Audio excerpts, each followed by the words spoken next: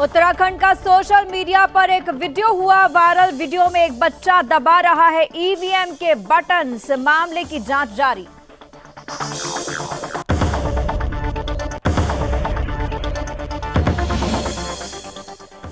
उत्तराखंड के सीएम पुष्कर सिंह धामी ने पूर्व मुख्यमंत्री तीरथ सिंह रावत से की मुलाकात। पूर्व मुख्यमंत्री तीरथ सिंह रावत से की शिष्टाचार भेंट। विधानसभा चुनाव पर की गई चर्चा।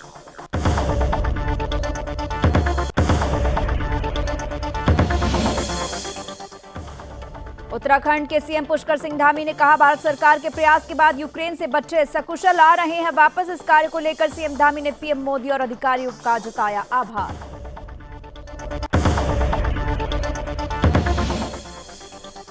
और भारत सरकार की तरफ से लगातार प्रयास के बाद यूक्रेन से कई छात्र और नागरिक सकुशल लौटे भारत। छात्रों के अभिभावकों ने राज्य सरकार का जताया आभार। वापस लौटे छात्रों में देखी जा रही है खुशी।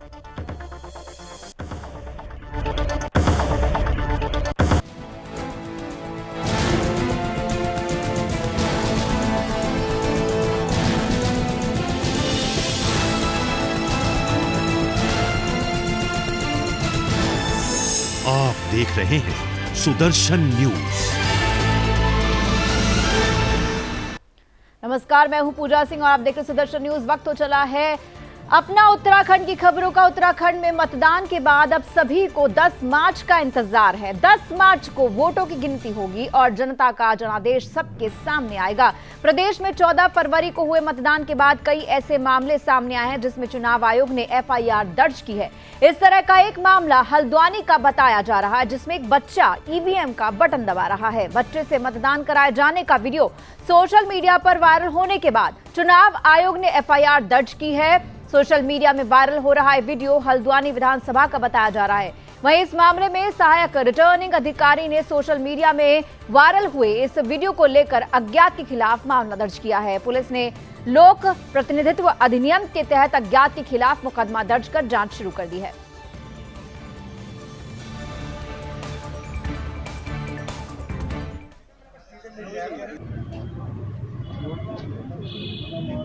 तो आपको बता दें कि सोशल मीडिया पर वायरल हो रहे इस वीडियो में देख सकते हैं कि किस तरीके से ईवीएम मशीन जो कि मतदान के लिए इस्तेमाल होती है और वही लोग इसका इस्तेमाल कर सकते हैं जिनको वोट देने का अधिकार है, लेकिन वोटिंग मशीन से इस तरह का खिलवाड़ किया जा रहा है कि बच्चा वोटिंग मशीन के बटन को दबा रहा है। और इस पर बता दें कि जब वीडियो वायरल हुआ तो चुनाव आयोग ने संज्ञान लेते हुए अज्ञात लोगों के खिलाफ मामला दर्ज किया है और ये जानने की कोशिश की जा रही है कि इसके पीछे कौन है और ये वीडियो कहां से है। हालांकि बताया जा रहा है कि ये हल्द्वानी का वीडियो है जो सामने आया है।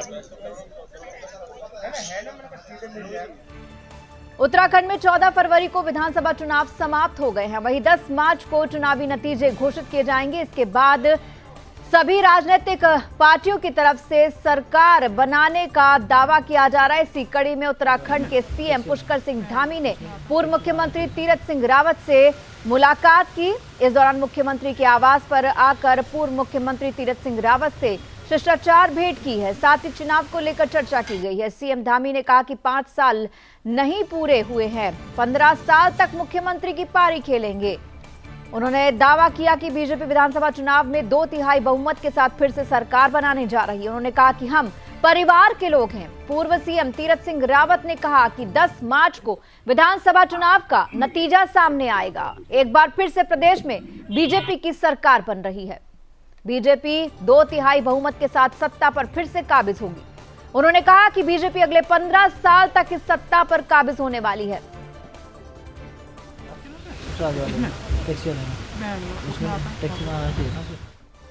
यूक्रेन में फंसे भारतीय नागरिकों के लिए भारत सरकार की तरफ से लगातार प्रयास किए जा रहे हैं। बता दें कि यूक्रेन में बिगड़ते हालात को देखते हुए भारत सरकार की तरफ से नागरिकों को सुरक्षित वापस लाया जा रहा है। वहीं यूक्रेन में उत्तराखंड के रहने वाले कई छात्र और नागरिक फंसे हुए हैं। इसी कड़ी में उत्तराखंड के सीएम पुष्कर सिंह धामी ने कहा कि आज पूरा विश्व भारत को पहचान रहा है। साथ ही सीएम धामी ने कहा कि भारत सरकार के प्रयास के बावजूद यूक्रेन से बच्चे सकुशल वापस आ रहे हैं। साथ ही सीएम धामी ने पीएम मोदी और अधिकारियों का धन्यवाद किया। साथ ही उन्होंने कहा कि जो बच्चे रह गए हैं उनके लिए लगातार प्रयास किए जा रहे हैं। इसके साथ ही सीएम धामी ने कहा कि हमारा प्रयास है कि सभी नागरिक यूक्रेन से सुरक्षित वापस आ जाएं। हमने जो नोडल अधिकारी नियुक्त किया है, हम लगातार विदेश मंत्रालय के संपर्क में हैं। सभी की तरफ से नागरिकों को वापस लाने के लिए पूरे प्रयास किए जा रहे हैं। माननीय प्रधानमंत्री नरेंद्र मोदी जी के नेतृत्व में आज पूरा विश्व भारत को पहचान रहा है, भारत को जान रहा है, मान रहा है। इस कड़ी में जो भारत सरकार के द्वारा प्रयास किए गए हैं, उन प्रयासों के तहत बच्चे वापस सकुशल लौट रहे हैं धीरे धीरे, और उत्तराखंड के भी 3 बच्चे इसमें हैं। मैं माननीय प्रधानमंत्री जी का, हमारे सभी इससे जुड़े हुए जो भी अधिकारीगण हैं, उन सभी को धन्यवाद करता हूँ। और जो बच्चे अभी रह गए हैं उनके लिए भी हम लोग लगातार प्रयास कर रहे हैं। पोलैंड के रास्ते से अन्य जो समीपवर्ती जो बॉर्डर हैं, उन क्षेत्रों से हमारे सभी बच्चे आ जाएं, और उनके बारे में लगातार यहाँ से हमारे नोडल अधिकारी जो हमने नियुक्त किए हैं, वो सभी लगातार प्रयास कर रहे हैं। विदेश मंत्रालय के भी संपर्क में, दूतावास के भी संपर्क में हैं, और हमारा स्थानीय आयुक्त कार्यालय भी लगातार काम कर रहा है। हमारा प्रयास है कि सबकी सकुशल वापसी हो। यूक्रेन में कई भारतीय नागरिक फंसे हुए हैं, जिसके लिए लगातार भारत सरकार की तरफ से नागरिकों को सुरक्षित वापस लाने के प्रयास जारी हैं। वहीं उत्तराखंड के कई छात्रों को यूक्रेन से सकुशल वापस लाया गया है, और इसी कड़ी में यूक्रेन से लौटे उत्तराखंड के 3 छात्रों आशुतोष पाल, अदनान और खुशी सिंह का नई दिल्ली में उत्तराखंड के अपर स्थानिक आयुक्त श्री अजय मिश्रा ने स्वागत किया। इस अवसर पर छात्रों के अभिभावक और राज्य के सहायक प्रोटोकॉल अधिकारी मनोज जोशी और दीपक चमोली भी मौजूद थे। उत्तराखंड सरकार यूक्रेन में रह रहे उत्तराखंड के सभी छात्रों की सुरक्षित वापसी के लिए भारत सरकार से लगातार संपर्क में है। विदेश मंत्रालय की तरफ से यूक्रेन में रह रहे भारतीयों की सुरक्षित वापसी की व्यवस्था भी की जा रही है।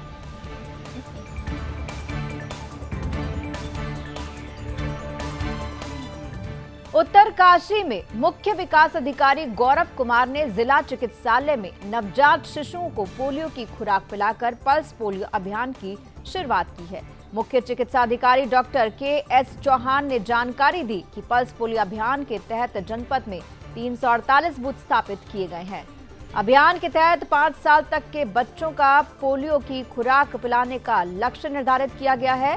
पोलियो अभियान के पहले दिन पोलियो केंद्रों और स्कूलों में पोलियो की खुराक दी जाएगी, जबकि इसके बाद 2 दिन घर घर जाकर बच्चों को पोलियो की खुराक पिलाई जाएगी। पल्स पोलियो अभियान के तहत जनपद से 5 साल तक के बच्चों को 100% पोलियो की खुराक पिलाने का लक्ष्य निर्धारित किया गया है।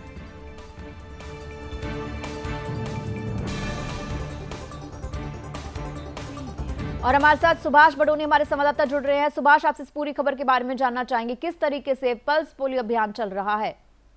जी पूजा, मैं आपको बताना चाहूंगा कि आज मुख्य चिकित्सा अधिकारी के अलावा जो जिले के डीएम हैं, उन्होंने बच्चों को पोलियो खुराक पिलाई है, और उसके साथ ही उन्होंने पोलियो मुक्त उत्तरकाशी करने का एक प्रयास किया है।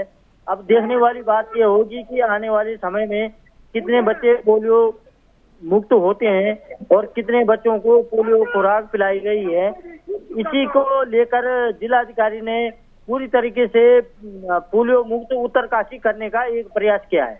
जी, जानना चाहेंगे कि पोलियो की खुराक पिलाई जा रही है, किस तरह के प्रबंध किए गए हैं? साथ ही साथ ये जानना चाहेंगे, चिकित्सालयों की बात करते हैं, अस्पतालों की बात करते हैं, और साथ ही साथ आशा वर्कर्स की इसमें क्या भूमिका होगी, आंगनबाड़ी की क्या भूमिका होगी? जी देखिए, मैं आपको बताना चाहूंगा कि जिला अधिकारी ने स्पष्ट निर्देश दिए हैं कि जितनी भी आशा कार्यकर्ती हैं और जितनी भी आंगनबाड़ी कार्यकर्ती हैं, वो सब गांव-गांव जाकर पोलियो का टीका लगाएंगे। जितने भी बच्चे हैं जो 5 साल से लेकर 10 साल के बीच हैं, उनको इस तरीके का टीका लगाया जाएगा, और आने वाले समय में पोलियो मुक्त उत्तरकाशी बनाने का एक प्रयास किया गया है, जिसको लेकर कि जिलाधिकारी खुद मैदान में उतरे हैं, और उन्होंने स्पष्ट निर्देश दिए हैं कि जिले में पोलियो मुक्त हमारा जिला इस समय प्रथम श्रेणी में आएगा। जी, ये भी जानना चाहेंगे कि ये पल्स पोलियो अभियान कितने दिन तक चलेगा, और पिछली बार की अगर हम बात करते हैं कोरोना की वजह से जो है ये पोलियो अभियान कहीं ना कहीं प्रभावित हुआ था, तो कितने समय में इसको पूरा करने का लक्ष्य निर्धारित किया गया है? जी देखिए, मैं आपको बताना चाहूंगा कि हालांकि आज 27 तारीख है, आज से पोलियो का टीका लगना शुरू हो गया है, लेकिन डीएम ने जो जिले के जिला अधिकारी हैं उन्होंने स्पष्ट निर्देश दिए हैं कि 5 मार्च तक हर गांव में जितने भी 295 गांव हैं उत्तरकाशी में, उन सभी को पोलियो का टीका लगना जरूरी है। और जितनी भी माता बहनें हैं जिनके नवजात शिशु हैं उनको पोलियो का टीका लगना जरूरी है। तो डीएम ने एक पहल तो की है, अब देखने वाली बात ये होगी कि कितनी आंगनबाड़ी और आशा कार्यकर्ती काम करती है। जी, ये भी जानना चाहेंगे आपसे कि ये अभियान की आज शुरुआत हो चुकी है, परिजनों का किस तरीके से इस पर प्रतिक्रिया आ रही है, वो कितने संतुष्ट हैं? क्योंकि पल्स पोलियो अभियान की बात करते हैं, कोरोना में प्रभावित हुआ है, कहीं ना कहीं पीछे रह गया, ऐसे में अभिभावक कितने उससे आगे आ रहे हैं कि जल्दी से जल्दी अपने बच्चों को पोलियो की खुराक पिलाई जाए?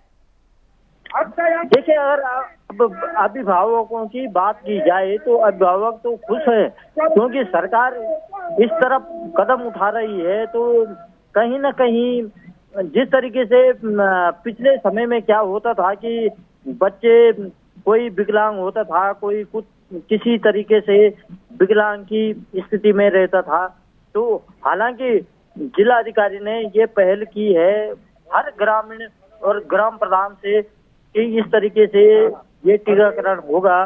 सरकार की योजना है, तो सरकार की योजनाओं को धरातल पे किस तरीके से पहुंचाया जाए, ये बड़ी बात है।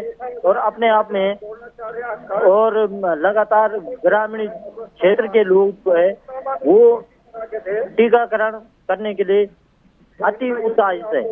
जी सुभाष, बहुत बहुत धन्यवाद इस तमाम जानकारी और बातचीत के लिए। तो बता दें कि उत्तरकाशी में जो है पल्स पोलियो अभियान का शुभारंभ हो चुका है और इसमें बच्चों को पोलियो की खुराक आज से पिलाई जा रही है। 348 बूथ स्थापित किए गए हैं और इसके बाद पहले जो है हम बता दें कि स्कूलों के अंदर जाकर के बच्चों को पोलियो की खुराक दी जाएगी। उसके बाद यह अभियान और आगे बढ़ेगा और घर घर जाकर बच्चों को पोलियो की खुराक पिलाई जाएगी ताकि जो है पोलियो से बच्चे सुरक्षित रहें। उत्तराखंड के कई पर्वतीय क्षेत्रों में बर्फबारी का सिलसिला जारी है, जबकि मैदानी क्षेत्रों में बादलों की तेज गर्जना के साथ बारिश हो रही है। उत्तरकाशी जिले में बारिश और बर्फबारी से जनजीवन अस्त व्यस्त हो गया है। बर्फबारी के चलते गंगोत्री हाईवे से आगे और यमुनोत्री हाईवे हनुमान चट्टी और जानकी चट्टी के बीच मार्ग अवरुद्ध हो गया, जिसके चलते कई वाहन फंस गए हैं। स्थानीय लोग वाहनों को हटाने में जुटे हैं। यमुनोत्री धाम सहित आसपास के गांव क्षेत्र में बर्फबारी और बारिश थमने का नाम नहीं ले रहे हैं। बर्फबारी की वजह से लोग घरों में रहने को मजबूर हैं, लेकिन दूसरी तरफ बारिश और बर्फबारी के चलते जोशीमठ नगर में लोगों को अंधेरे में रात गुजारनी पड़ी। वहां पर बत्ती भी गुल नजर आई।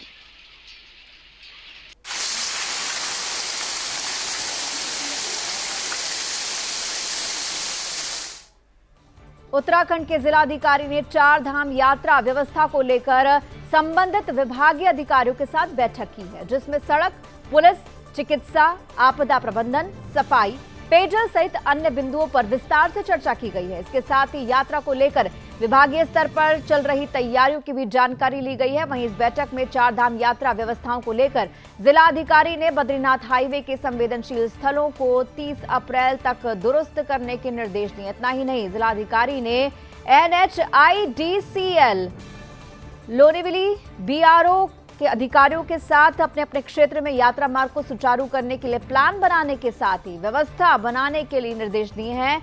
इसके साथ ही नगर पालिका के अधिकारियों को सफाई व्यवस्था करने और शौचालयों का सौंदर्यीकरण करने के साथ साथ समय समय पर इनका निरीक्षण करने के आदेश भी दिए हैं। स्वास्थ्य विभाग का कहना है कि यात्रा मार्ग को बेसिक स्वास्थ्य उपकरणों के साथ लैस किया जाएगा और साथ ही चिकित्सकों की तैनाती और पर्याप्त मात्रा में दवाइयों का स्टॉक भी रखने के निर्देश दिए गए हैं।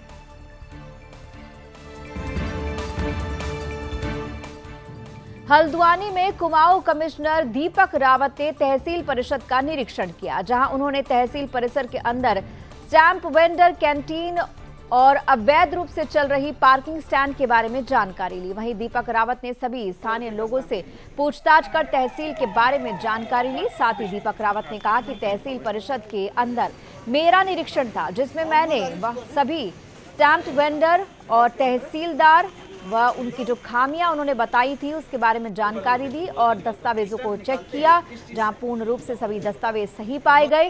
वहीं अवैध रूप से चल रही साइकिल स्टैंड के बारे में कहा कि इसके लिए एसडीएम को निर्देश दिए गए हैं कि वो सीसीटीवी लगाकर जांच करें। साथ ही उन्होंने कहा कि हल्द्वानी शहर के अंदर प्राधिकरण का बिना नक्शा पास कराए अवैध निर्माण व अवैध खनन को लेकर कहा कि इस प्रकार की जो भी शिकायत होगी उस पर तत्काल कार्रवाई की जाएगी। इस बीच ही जो भी अधिकारी लिप्त इसमें पाया गया उसके विरुद्ध कार्रवाई की जाएगी। इतना ही नहीं, उन्होंने कहा कि मेरी तरफ से सभी विभागों में लगातार निरीक्षण किया जा रहा है और आगे भी ये निरीक्षण जारी रहेगा।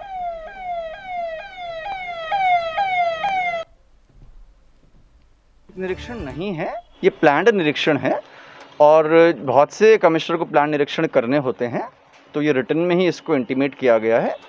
और तहसील के जो बहुत से मूल काम होते हैं, जिसमें एक है हमारे रिकॉर्ड्स का मेंटेनेंस रखना, सेकेंडली बहुत सी सर्विसेज होती हैं जो तहसील के माध्यम से दी जाती हैं, जिसमें स्थायी निवास होगा, जाति प्रमाण पत्र होगा, आय प्रमाण पत्र होगा। इसके साथ साथ यहाँ पे जो कोर्ट केसेस होते हैं, दाखे होते हैं, तमाम तरह की चीज़ें जो तहसील से सीधे तौर पे जुड़ी हुई हैं और पब्लिक भी इनसे सीधे जुड़ी। पौड़ी में जिला पंचायत अध्यक्ष शांति देवी ने जिला पंचायत के ही अपर मुख्य अधिकारी की कार्यप्रणाली पर सवाल उठाए हैं। उन्होंने कहा कि जब से अपर मुख्य अधिकारी ने पौड़ी में अपना कार्यकाल संभाला है, तब से उनके कामों में लगातार अनियमितताएं देखने को मिल रही हैं। उन्होंने कहा कि अपर मुख्य अधिकारी की तरफ से प्रशासनिक और विकास के कार्यों के संबंध में न तो उनसे सलाह ली जाती है और न ही उनके संज्ञान में कोई बात रखी जाती है, जिसके चलते विकास कार्य लगातार प्रभावित हो रहे हैं। साथ ही उन्होंने कहा कि वो आने वाले समय में जिला अधिकारी के समक्ष उनकी शिकायत लेकर जाने वाली हैं, जिससे उनकी कार्यप्रणाली पर सुधार लगाया जा सके।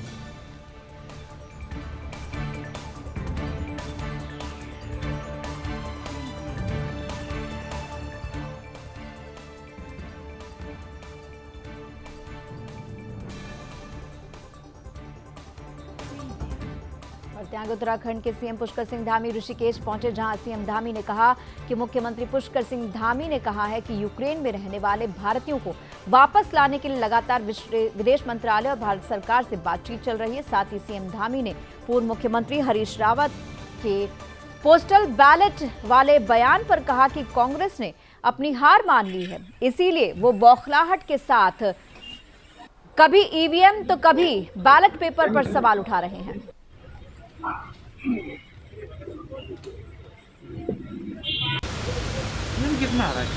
नहीं, देखिए, हम लोगों ने लगातार यहाँ उत्तराखंड के अंदर नोडल अधिकारी की नियुक्ति की है। एक नोडल अधिकारी, सहायक नोडल अधिकारी बनाए हैं। सभी जिलों से हम सारा ब्यौरा ले रहे हैं। अभी तक 128 लोगों का हमारे पास आया है। 128 बच्चे हमारे वहाँ पर हैं जो विभिन्न संस्थानों में या पढ़ाई कर रहे हैं, कोई अन्य उसमें लगे हुए हैं। तो हमारा ये पूरा प्रयास है सभी को सकुशल लाया जाए। उसके लिए हम भारत सरकार के निरंतर संपर्क में हैं, विदेश मंत्रालय के संपर्क में हैं।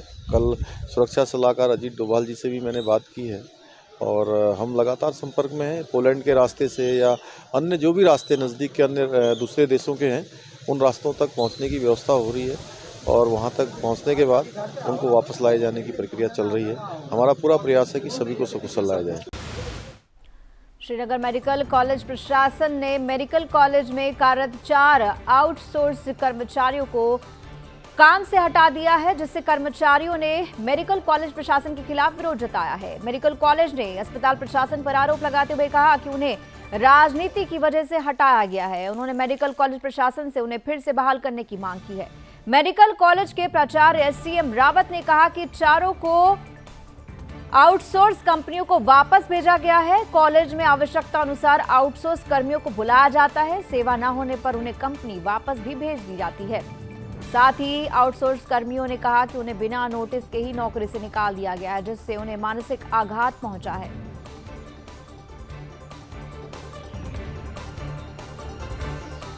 नशाखोरी पर लगाम लगाने के लिए पुलिस प्रशासन की तरफ से पहल की जा रही है। पुलिस प्रशासन की तरफ से युवाओं को नशे से दूर रखने के लिए अभियान चल रहा है। इसी कड़ी में उत्तरकाशी में पुलिस प्रशासन की तरफ से एसपी के नेतृत्व में युवाओं को नशे के जंजाल से मुक्त करने के लिए, बचाने के लिए नशा मुक्त उत्तरकाशी अभियान चलाया जा रहा है, जिसके तहत पुलिस प्रशासन की तरफ से अभियान चलाकर आम जनता और युवाओं को जागरूक किया जा रहा है। इसी बीच पुलिस प्रशासन की कार्रवाई में चेकिंग के दौरान 2 नशा तस्कर गिरफ्तार किए गए। वहीं आरोपियों के पास से 1 किलो अवैध चरस बरामद की गई है। फिलहाल पुलिस ने मामले को दर्ज कर आरोपियों को जेल वापस भेज दिया है। वहीं इस मामले में आरोपियों से पूछताछ जारी है।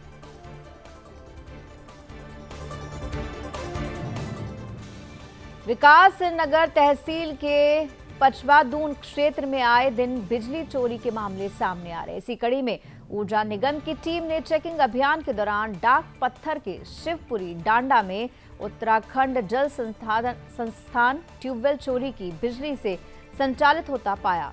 चोरी की बिजली से संचालित हो रहे ट्यूबवेल से जल संस्थान सैकड़ों उपभोक्ताओं को पेयजल की आपूर्ति कर रहा है, जिससे वो पानी के बिल वसूलता है। मामला पकड़ में आने के बाद ऊर्जा निगम की टीम ने अधिशासी अभियंता जल संस्थान डाक पत्थर के विरुद्ध कार्रवाई की है। इस तरह टीम ने सिंचाई विभाग डाक पत्थर कॉलोनी में बिजली चोरी कर रही अधिशासी अभियंता और यमुना कॉलोनी डाक पत्थर में बिजली चोरी के मामले को पकड़ा है। इसके बाद बिजली चोरी में जिम्मेदार अधिकारियों की संलिप्तता के बाद उपखंड अधिकारी के निर्देश में अवर अभियंता ऊर्जा निगम ने बिजली चोरी में जिम्मेदार अधिकारियों की संलिप्तता पाए जाने के बाद मुकदमा दर्ज करने के लिए लिखित शिकायत दी है। वहीं निगम टीम ने बिजली चोरी में प्रयुक्त केबल और उपकरण को जब्त किया है, साथ ही चेकिंग रिपोर्ट प्रस्तुत की है। विजिलेंस टीम ने अधिकारी ने कहा है कि जिम्मेदार पद पर आसीन व्यक्तियों का नाम बिजली चोरी में आए तो सभी पर कार्रवाई होगी।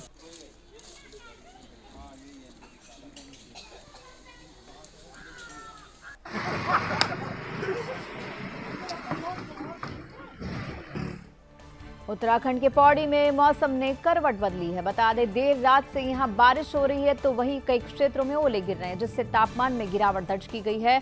वहीं मौसम विभाग की बात करें तो ऊंचाई वाले पहाड़ी इलाकों में मौसम विभाग ने कहीं बारिश तो कहीं बर्फबारी की संभावना जताई है। वहीं एक बार फिर मौसम विभाग की भविष्यवाणी सही साबित हो रही है।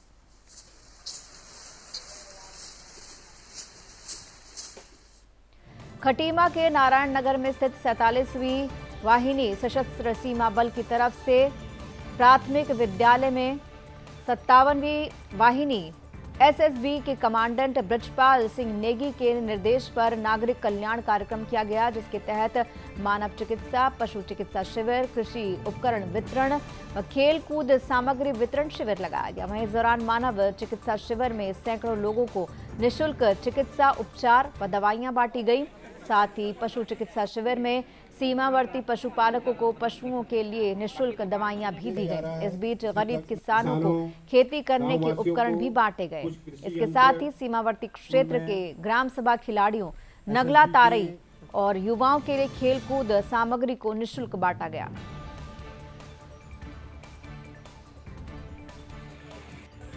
ग्राम सभा नगला तराई के दमगड़ा गांव में एसएसबी की तरफ से एक जन कल्याण जो योजना इन्होंने चलाई है, इसमें कुछ ग्रामवासियों को खेल कूद स्पोर्ट्स का सामान और कृषि यंत्र वितरित किया गया है और समय समय पर ये कार्यक्रम होते रहते हैं एसएसबी की तरफ से। और इससे गांव की जो जनता को है कुछ लाभ मिल जाता है, कुछ दवाएं वितरित की जा रही है इसमें पशुओं और मानव के लिए, मनुष्य के लिए। तो डॉक्टर टीम इनकी आई है एसएसबी की तरफ से, तो इससे हमारी ग्रामीण जनता को काफ़ी लाभ मिलता है और ऐसे कार्यक्रम हर समय समय पर एसएसबी की तरफ से होते रहते हैं, जिससे हमारी ग्राम सभा की जनता को काफ़ी लाभ मिलता है। सीमावर्ती क्षेत्र के लोगों को देश की मुख्य धारा में लाने व अपना महत्वपूर्ण सहयोग करने के लिए है। इसी क्रम में एसएसबी की 57वीं वाहिनी 2013 से इस क्षेत्र में स्थापित होने के बाद अनेक जन कल्याणकारी कार्यक्रम का आयोजित कर रही है। इसमें मुख्यतः जो गांव शामिल हैं नगला तराई, सिसैया, मेलाघाट, दमगड़ा, गड़ीगोट, देवीपुरा, बनबसा, थपियाड़ खेड़ा, उचौली गोट, गेंडाखाली, सलोनी गोट आदि सीमावर्ती गाँवों में हम लगभग अपने प्रोग्राम कवर कर चुके हैं। लालकुआं में पुलिस की टीम ने एक घायल युवक की जान बचाई। बता दें कि लालकुआं क्षेत्र में एक घायल युवक की 112 पेट्रोलियम गश्त पुलिस दल ने जान बचाई। आपको बता दें लालकुआं जा रहे युवक की बाइक से गिर गया था, जिससे वो घायल हुआ। वहीं क्षेत्र में पेट्रोलियम पुलिस गश्त कर रही थी। घायल युवक को देखकर पुलिस की टीम ने युवक को उपचार के लिए अस्पताल में भर्ती कराया, जहां युवक का इलाज चल रहा है।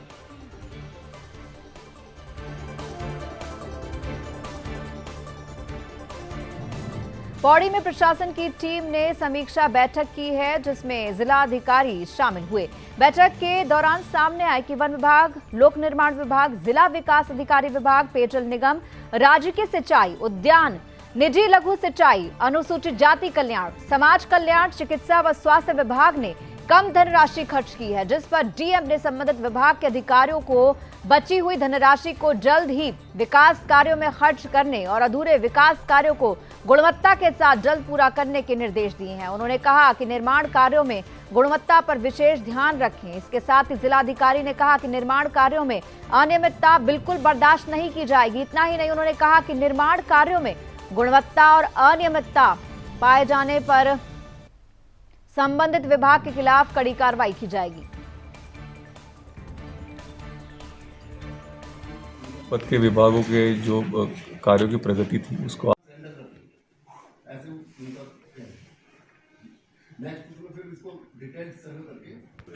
मार्च में 8 या 10 मार्च तक 5 मार्च तक उसमें और वृद्धि हो सकती है, हो जाएगा, दिन देगा। Thank you. ये आपका जनपद टिहरी गढ़वाल के देवप्रयाग विधानसभा कीर्तिनगर ब्लॉक के चौरास क्षेत्र में एक दर्दनाक हादसे में एक 62 साल के बुजुर्ग की मौत हो गई। हादसा उस वक्त हुआ जब एक बस चालक ने बस की बैक करते हुए 62 वर्षीय बुजुर्ग को रौंद दिया। इसके बाद बुजुर्ग को अस्पताल पहुंचाया गया, लेकिन बुजुर्ग की मौत हो गई। बताया जा रहा है कि चमोली के थराली के रहने वाले बुजुर्ग केदार सिंह मकान को देखने के लिए ही केदार सिंह चौरास आए थे, लेकिन पैदल चलते समय उनके साथ ये हादसा हुआ, जिसमें बुजुर्ग की मौत हो गई। स्थानीय लोगों ने मामले की सूचना पुलिस को दी। वहीं मौके पर पहुंची पुलिस ने मामले को दर्ज किया और शव को पोस्टमार्टम के लिए भेजा है।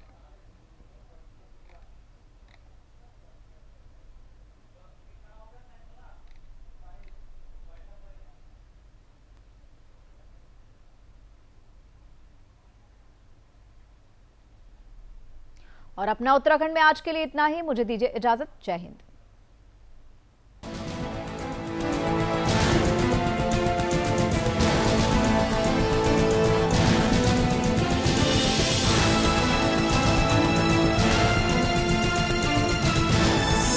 आप देख रहे हैं सुदर्शन न्यूज।